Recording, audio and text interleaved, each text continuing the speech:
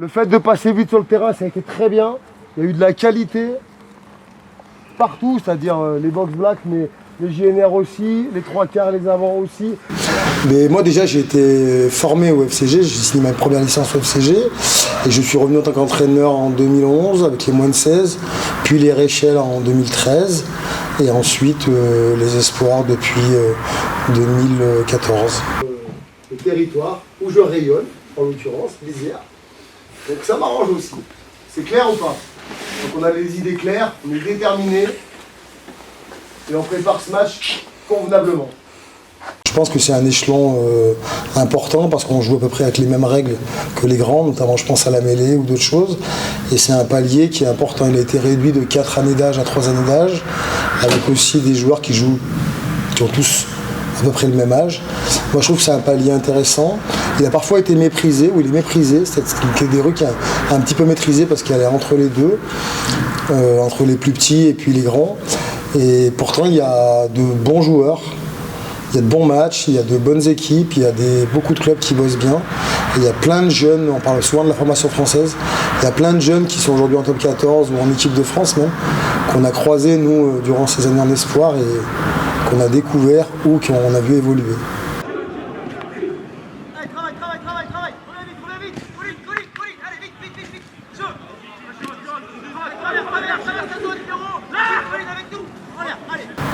Oui, forcément, ils évoluent. D'abord, c'est aussi, ils arrivent à 18, ils repartent à 21, c'est pas les mêmes hommes, même socialement, même scolairement, voilà, ils ont un petit peu bougé. Rugbystiquement, c'est une évidence, c'est sûr.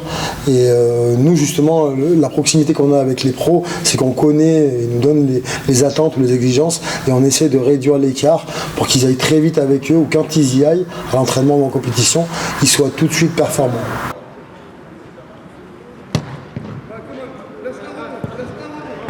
Les laborieux, comme tu dis, ils vont souvent plus loin que les talentueux qui restent assis. Ça, c'est une évidence.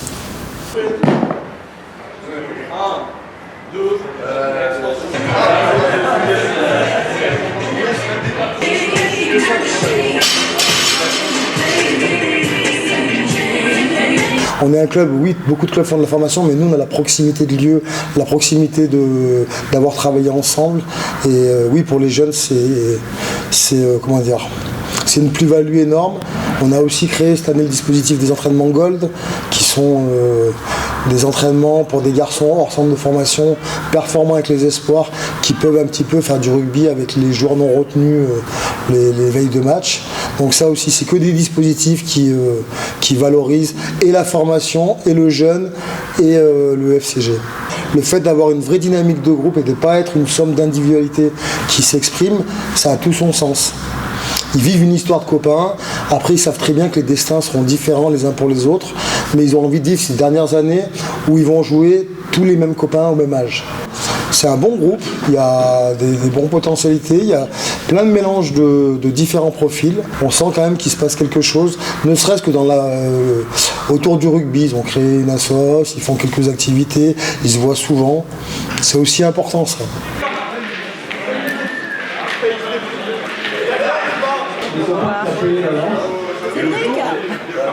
Ceux qui n'ont pas d'adversaire.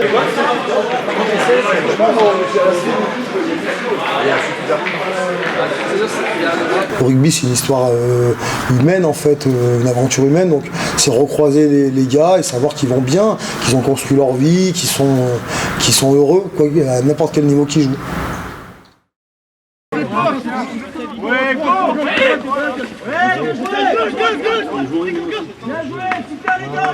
De l'extérieur, on ne se rend pas du tout compte comment fonctionne un club, quoi. Et un certain nombre de gens, au départ, voient le FCG comme quelque chose de beau, qui brille, etc. Bon, et ils aimeraient bien en faire partie, en gros, quoi. Mais bon, ils ne se rendent pas compte que en échange, il y a beaucoup à donner, quoi. Il faut donner beaucoup.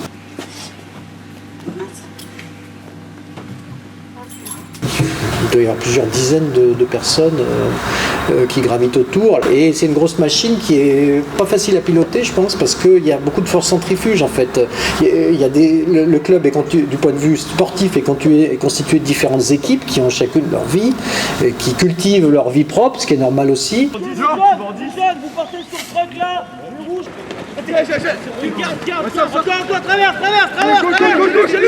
Je pense que je suis un peu privilégié avec les espoirs parce que je pense que c'est particulièrement intéressant d'être au contact de l'équipe espoir parce que c'est le haut niveau à tout point de vue par rapport aux équipes plus jeunes.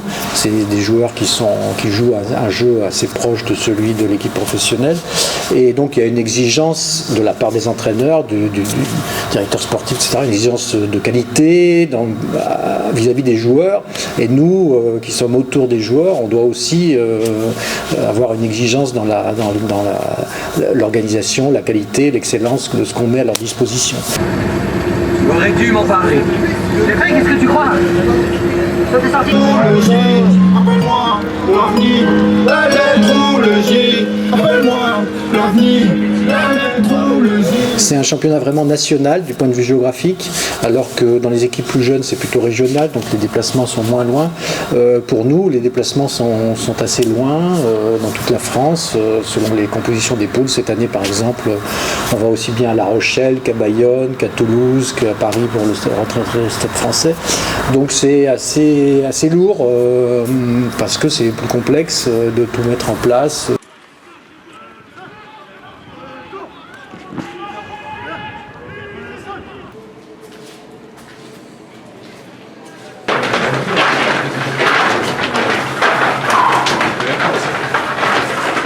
On se tire les gars ensemble.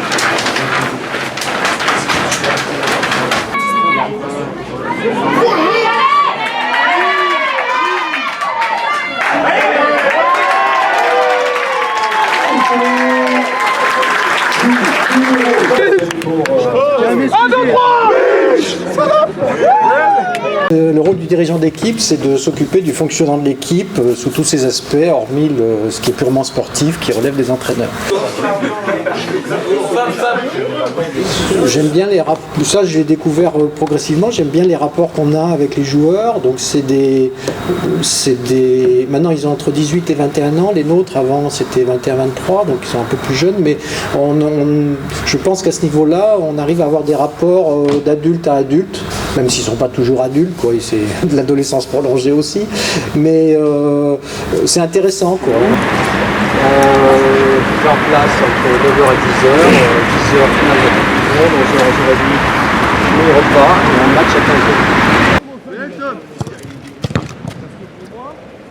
En tant que membre de l'équipe Espoir, si je puis dire, j'observe que le fait d'être en Pro D2, ça donne leur chance à des jeunes dont on aime bien, parce qu'il y a ce plaisir aussi. Moi, c'est vrai que quand nos jeunes espoirs jouent avec l'équipe première et font des bons matchs, on est content, quoi.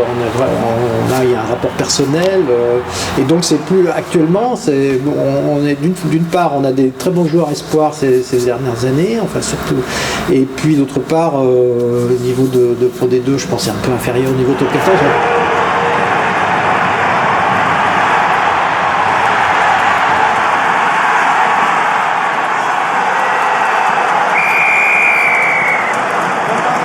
Il y a une grande part d'aléa aussi, hein. Il y a le joueur qui va par hasard s'affirmer parce qu'il a fait des bons matchs, qu'on lui donne sa chance, parce qu'il y a un autre qui est blessé. Enfin bon, vous connaissez tout ça, hein. Donc c'est un monde très incertain pour les joueurs.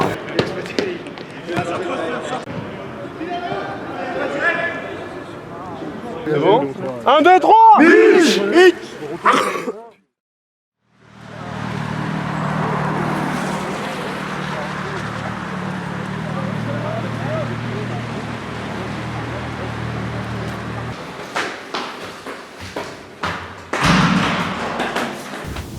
Tout d'abord, comment j'ai vécu, c'était les meilleures années de ma vie et les pires aussi en même temps.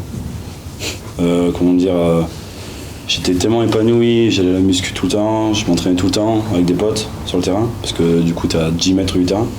Mais d'un côté, t'es tout le temps dans ce monde-là, tous les jours, tous les soirs, tu manges, tu dors rugby.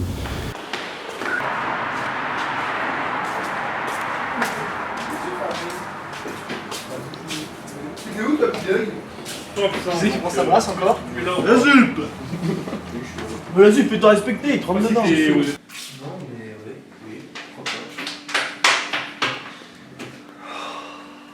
Tu fais des cours, mais tu vas pas souvent à la fac. Du coup, tu les fais dans ta chambre. T'as tout le temps les mêmes histoires, tout le temps. Et je pense que c'est les meilleurs, mais les pires aussi. Et du coup, comme conseil que je t'ai donné, c'est vis ta vie, fais ta vie comme tu veux. Ouais, surtout l'idée importante de décontextualiser un peu le rugby, quoi. Voilà. Pour ça, il m'a fait découvrir le golf comme activité extérieure. Et c'est vrai que ça fait du bien de penser à autre chose des fois, quoi. Et pas rester que au centre de formation. Voilà, il y a le rugby, les cours, les copains du rugby, c'est bien. Enfin, on dit souvent qu'on est une famille, mais ça fait du bien de voir des personnes extérieures et de passer du temps avec des personnes qu'on apprécie en dehors du terrain ou du centre de formation. Et là, c'est une question de concentration et rapidité. Et tu as été meilleur. Félicitations. Merci, il était très bon. Merci, bravo. Je suis dégoûté. Je perds le duel des champions. Une journée type, ça serait tu te lèves le matin dans ta chambre. Après, tu déjeunes dans ta chambre. Tu pars à l'entraînement. Toute la matinée. Tu manges au club.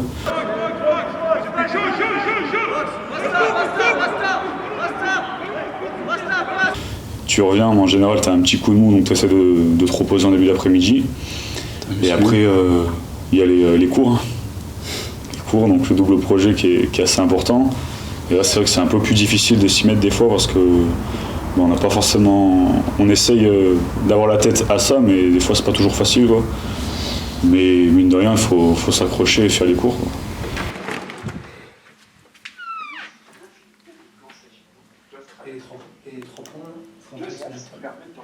Ouais, mais il faut que je pas tout compris ce que Et l'axe vertical qui est déterminé. En fait, il y a différents plans, c'est ça qu'il faut comprendre. Ouais. Ce qui est un peu difficile des fois, c'est que nous, notamment en STAPS, où on fait une licence, donc tous les cours sont à distance, tout fonctionne sur des scènes numériques. Donc on est 3 à 4 à faire ça au centre de formation, donc on essaie de bosser entre nous. Des fois c'est un peu compliqué parce qu'on n'a pas le lien direct avec le professeur, on ne se retrouve pas dans une classe. Et mis à part les copains de rugby, on voit personne, quoi.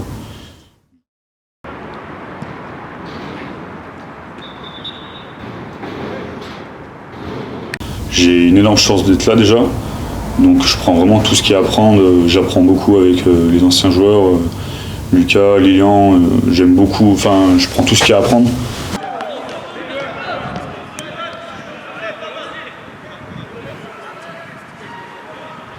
Si j'ai la chance de jouer, je prends tout ce qu'il y a à apprendre et je ferai mon maximum. Sinon, c'est que je suis pas encore prêt et je vais continuer de bosser de mon côté, travailler. Après, c'est comme se tirer la bourre avec un ami sur le terrain. C'est pareil, sauf que là, du coup, on se connaît par cœur. On aime bien se taquiner aussi. C'est sympa le fait, surtout quand on fait test vitesse ou test VMA. Là, on aime bien un peu, tiens, t'étais dans le rétro là, tu vois. On se tire la bourre, je pense, depuis tout petit. Et... Après, c'est pas une concurrence. C'est vraiment le fait de se pousser l'un vers l'autre. D'aller justement, s'il va plus haut que moi, j'essaie d'aller plus haut. Voilà. Par exemple, si on fait un truc d'endurance qui me gagne, putain, ça va pas me plaire, du coup, je vais faire plus que lui. Mais souvent, quand on était petit, je lui disais que c'était un gros sac et tout ça. Donc, je pense que j'ai pas trop mis en valeur. Ça a peut-être dû piquer un peu. Et je regrette un peu maintenant, mais sinon.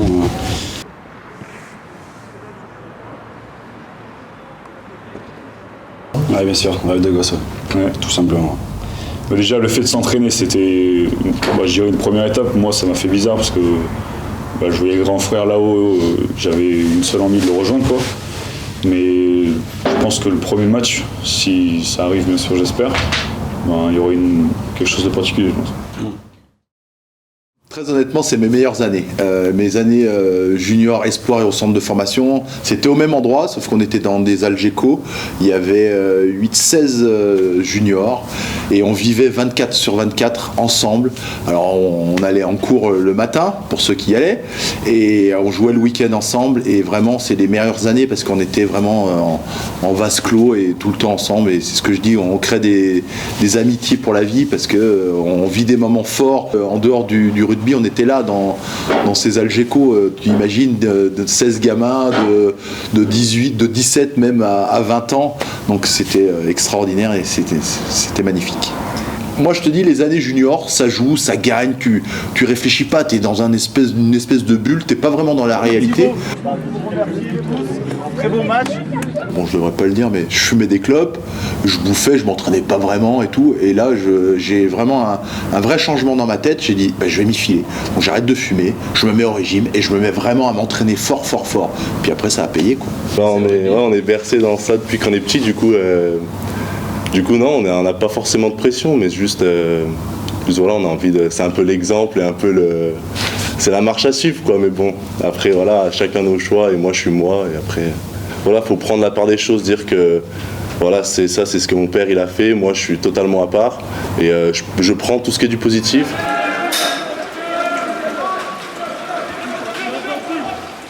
Voilà, je commence dans le même club, après voilà, j'ai commencé à Voiron qui est le club à côté.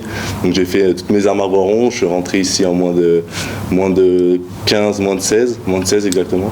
Et non, après c'est sûr, c'est le gros club de la région, donc c'est l'objectif. Et je pense que c'est vraiment cette âme de groupe qu'on se connaît depuis. On vient beaucoup de la région, on se connaît tous depuis qu'on est petit.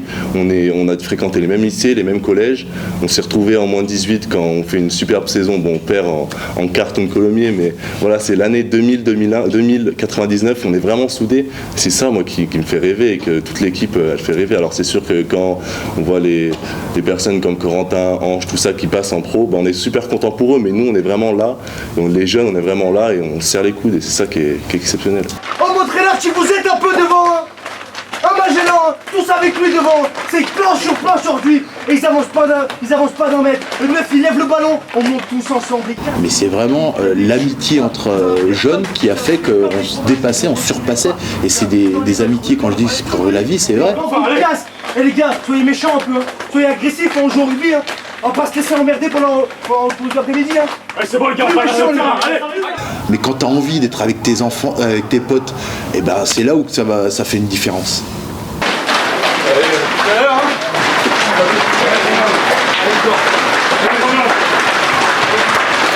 Ça qui est bien, c'est un club qui fait vachement jouer les jeunes et je prends l'exemple de Corentin, de Ange qui d'un coup comme ça, ils sont propulsés sur la Pro D2, c'est sûr ça donne envie et je pense que tous les jeunes qui sont là à la limite, on sait que ici c'est le moment et c'est l'endroit en tout cas.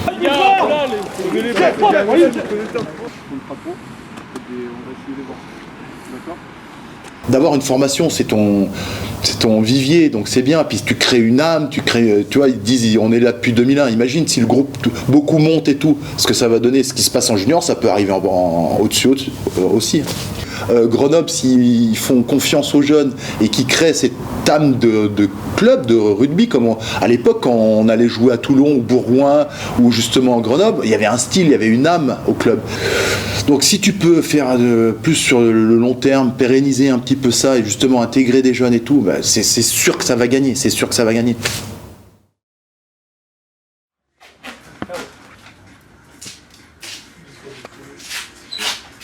Non, t'as pas vu le pilote, mon petit café? Non, je rattaque la suite.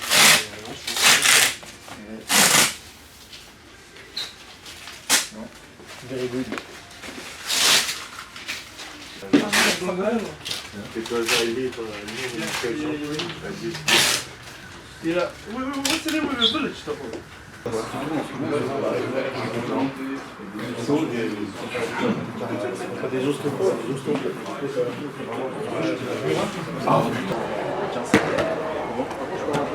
Non, je peux te le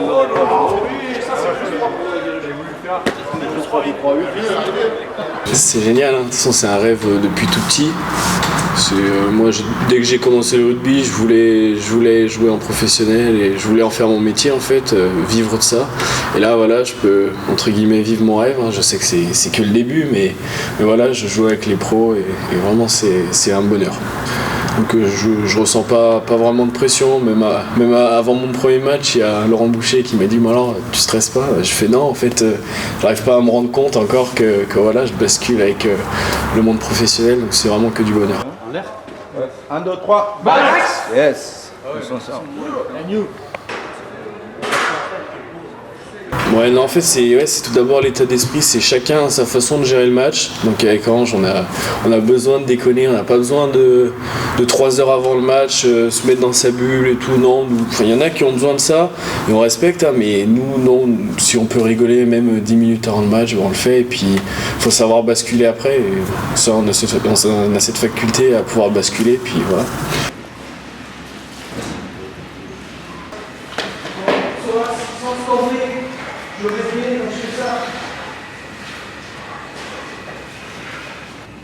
Pendant 80 minutes. Ça va chercher ce soir. On se prépare pour les échéances qui arrivent. On finit bien l'année. Ça passe par un très bon match ce soir. Le ballon va être glissant, ça n'empêche pas de faire les passes. Les conditions sont bonnes. On se concentre, on s'applique. On tient le ballon. Dans les phases de rock, on se baisse, on met de l'intensité. On présente le ballon à deux mains. Jérémy va coller au ballon. On met de la vitesse. Bon match, gars.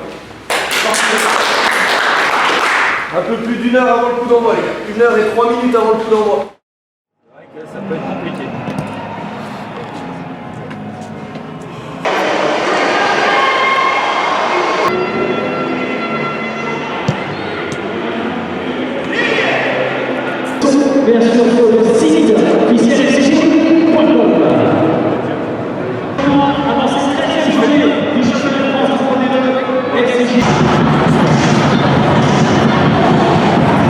Mais c'est de l'énergie en barre, quoi, avec tout ce public. Ce qui m'a choqué la première fois au Stade des Alpes, c'est à la fin de l'échauffement où on fait le tour du stade et il y a tout le public qui nous applaudit, et puis c'est motivant, quoi. On a juste envie de tout donner et de gagner ce match. Vraiment au niveau du physique, les gabarits des joueurs, c'est autre chose entre niveau espoir et les pros, quoi. Ensuite, la vitesse de jeu, ça va beaucoup plus vite avec les pros. On a beaucoup moins de temps entre une action à l'autre pour réfléchir. Ça se joue au quart de seconde, quoi. Et donc, il faut vraiment aller vite. Les gars, juste quelques mots sans s'énerver, ça sert à rien de crier. Ce que j'ai dit hier à la mise en place, par rapport au dernier bloc, plus d'ambition, plus de passion. On doit avoir envie de se faire plus plaisir que ça sur le terrain, plus d'exigence.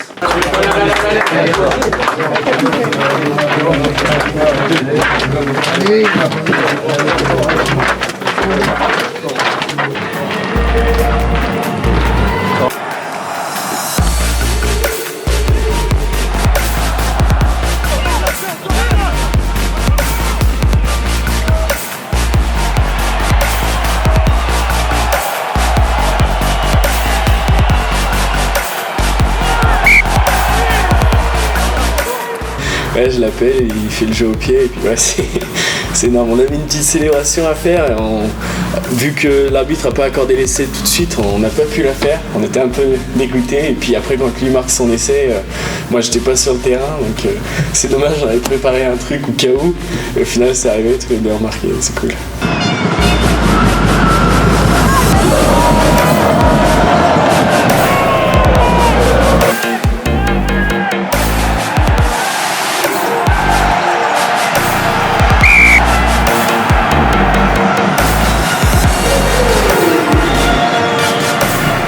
C'est un pote, et puis on peut partager ça. Si on peut le partager avec des copains, c'est encore mieux que tout seul, quoi.